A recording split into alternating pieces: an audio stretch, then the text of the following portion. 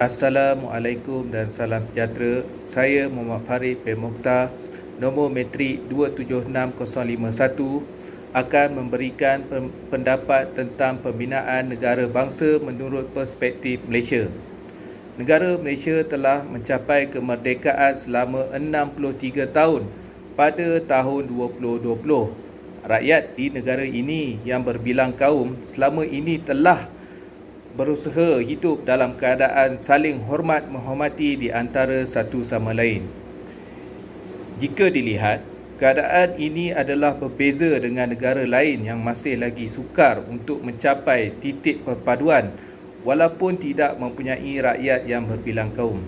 Oleh itu, nikmat yang dicapai ini hendaklah harus dikekalkan dan dijaga bersama di antara satu sama lain. Sebarang bentuk perlakuan yang tidak baik datang daripada mana-mana pihak tertentu sehingga boleh menjejaskan hubungan rakyat yang berbilang kaum di negara ini haruslah dikenakan tindakan dan hukuman yang tegas daripada pihak berkuasa. Cara yang boleh dipraktikkan untuk mengekalkan perpaduan adalah dengan memupuk perasaan cintakan negara ini dalam diri setiap rakyat di negara ini. Perkara yang paling asas untuk mengekalkan perpaduan di negara ini adalah dengan meletakkan prinsip rukun negara untuk disemai dalam diri masing-masing. Oleh itu, pada pendapat saya, rukun negara sentiasa perlu diingati dari setiap rakyat di negara ini. Rukun negara mempunyai 5 prinsip, iaitu yang pertama adalah kepercayaan kepada Tuhan, yang kedua adalah kesetiaan kepada raja dan negara, yang ketiga adalah keluhuran perlembagaan, yang keempat adalah kedaulatan undang-undang, yang kelima dan terakhir adalah kesopanan dan kesusilaan. Antara langkah yang boleh digunakan oleh kerajaan untuk rakyat di negara ini mengingati rukun negara adalah dengan cara dipamerkan rukun negara di tempat tumpuan ramai. Jika sebelum ini, rukun negara hanya dipamerkan lebih tertumpu di pejabat-pejabat kerajaan sahaja, tetapi kali ini ianya boleh dipraktikkan untuk dipamerkan pada premis-premis perniagaan serta tempat tumpuan ramai. Dengan cara ini, apabila masyarakat sering melihat dan membaca prinsip rukun negara, ianya boleh memberi kesan secara tidak langsung untuk mendidik perasaan cintakan negara dalam diri.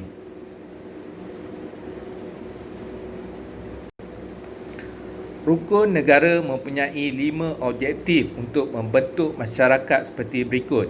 Yang pertama adalah untuk mencapai perpaduan yang lebih erat dalam kalangan masyarakat. Yang kedua adalah untuk memelihara salah satu hidup berdemokratik. Yang ketiga adalah usaha dalam membentuk satu masyarakat yang adil di mana kemakmuran negara dapat dinikmati secara adil dan saksama. Yang keempat adalah untuk membentuk satu sikap masyarakat yang liberal terhadap tradisi kebudayaan yang kaya dengan pelbagai corak. Dan yang terakhir adalah membangun masyarakat progresif yang dilengkapi dengan sains dan teknologi. Cara yang dipikirkan untuk mendidik masyarakat mengingati rukun negara adalah dengan media-media seperti radio dan televisyen perlu berperanan menghebahkan prinsip rukun negara serta kepentingannya kepada masyarakat. Dan juga di samping memutarkan lagu-lagu yang berbentuk ke arah pembinaan negara bangsa.